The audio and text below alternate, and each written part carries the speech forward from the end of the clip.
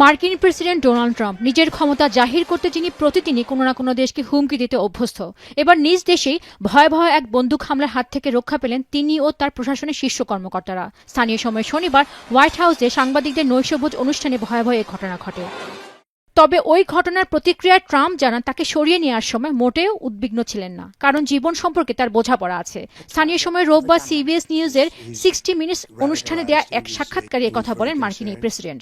Nova LED TV, ঝকঝকে ছবি, নিখুঁত শব্দ, 5 বছরের ওয়ারেন্টি। নোভা মানে সঠিক মান, নিশ্চিত সেবা। Having it said that they were scared, but certainly, I mean, who wouldn't be when you have a situation like that? By that time, I think I wanted to see what was happening, and I wasn't making it that easy for him. I wanted to see what was going on. I wasn't worried. I understand life.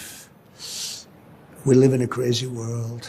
এদিকে সাক্ষাৎকারের সময় সাংবাদিক যখন কারোর নাম উল্লেখ না করে অভিযুক্ত হামলাকারী অ্যালেনের লেখায় পেডোফাইল, ধর্ষক এবং বিশ্বাসঘাতক শব্দগুলো নিয়ে প্রশ্ন করায় ক্ষুব্ধ হয়ে ওঠেন ট্রাম্প। এ সময় তিনি সাংবাদিককে বলেন এ ধরনের প্রশ্নের জন্য তার লজ্জা পাওয়া উচিত।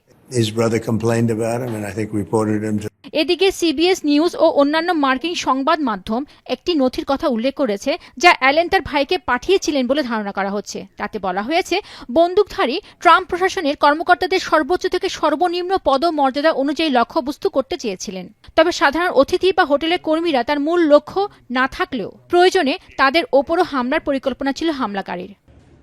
তবে হামলার আগে পরিবারের কাছে পাঠানো এক চিরকুটে অ্যালেন জানান তিনি যাদের বিশ্বাস ভেঙেছেন তাদের কাছে ক্ষমা চান, তবে কোনো ধরনের ক্ষমায় তিনি প্রত্যাশা করেন না বলেও উল্লেখ করেন ওই চিরকুটে।